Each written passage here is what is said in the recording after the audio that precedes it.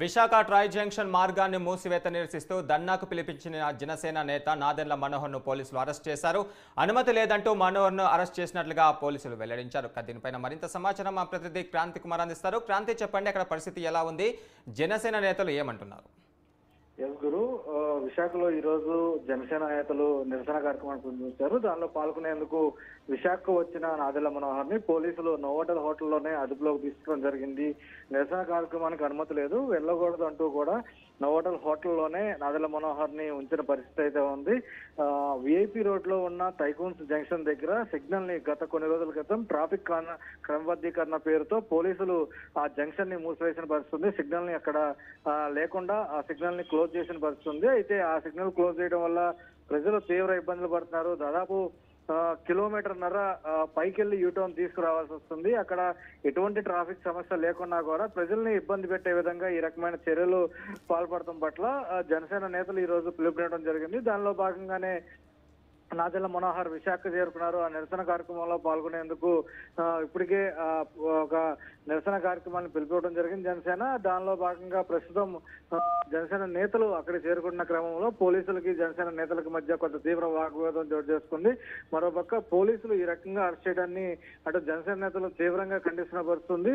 ప్రభుత్వం పోలీసులను అడ్డుపెట్టుకుని ఈ రకంగా ప్రతిపక్షాల పైన కట్టడి చేయాలని చూస్తుంది. కాబట్టి ప్రజాక్షేత్రంలో దీన్ని తిప్పికొడతామంటూ కూడా దీనికి సంబంధించి జనసేన నేతలు తీవ్ర స్థాయిలో మండిపడుతున్న పరిస్థితుంది. ఎట్టి పరిస్థితుల్లో అక్కడ నిరసన కార్యక్రమం చేసి తీస్తామంటూ కూడా జనసేన కార్యకర్తలు నాయకులందరూ కూడా అక్కడ చేరుకోవడం జరిగింది. అయితే నాదెండ్ల మనోహర్ మట్టికి నోవోటల్ హోటల్ నుంచి బయటికి రానివ్వకుండా పూర్తి స్థాయి పకడ్బందీగా అక్కడ పోలీసులు బందోబస్తు ఏర్పాటు చేయడం జరిగింది. కానీ ఎందుకు ఆపుతున్నారో, ఎందుకు అరెస్ట్ చేస్తున్నారో కూడా తమకు చెప్పటం లేదు పోలీసులు అంటూ కూడా నాదెండ్ల మనోహర్ తీవ్ర స్థాయిలో పోలీసుల పైన, ప్రభుత్వం పైన మండిపడిన పరిస్థితి ఉంది.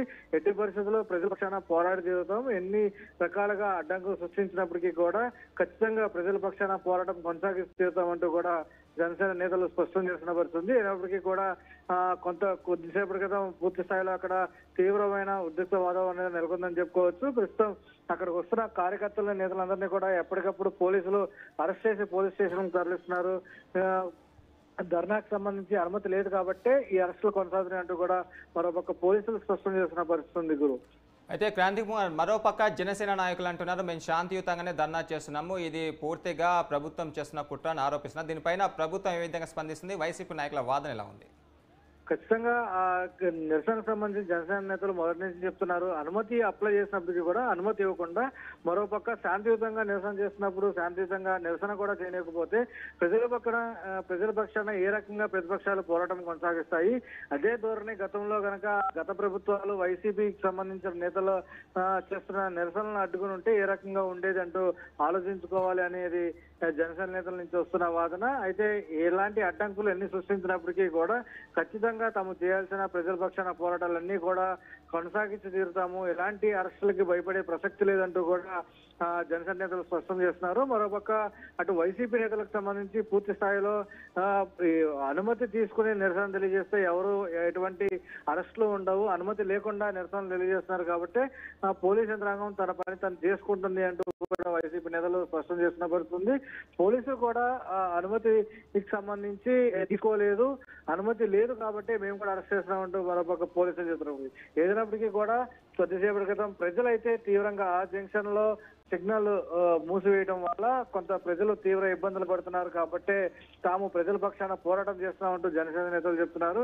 మొత్తంగా చూసుకుంటే కొద్దిసేపటి క్రితం టైకూన్ జంక్షన్ లో కొంత హైడ్రామా నడిచినప్పటికీ కూడా ప్రస్తుతం అక్కడికి వస్తున్న జనసేన నేతల కార్యకర్తలందరినీ పోలీసులు అరెస్ట్ చేసి తరలించడంతో ప్రస్తుతం అక్కడ ఉద్రిక్త పరిస్థితి నెలకొన్న అంతా కూడా ప్రస్తుతం అంతా క్లియర్ అని కూడా చెప్పుకోవచ్చు. గురు, రైట్, థ్యాంక్ యూ క్రాంతి.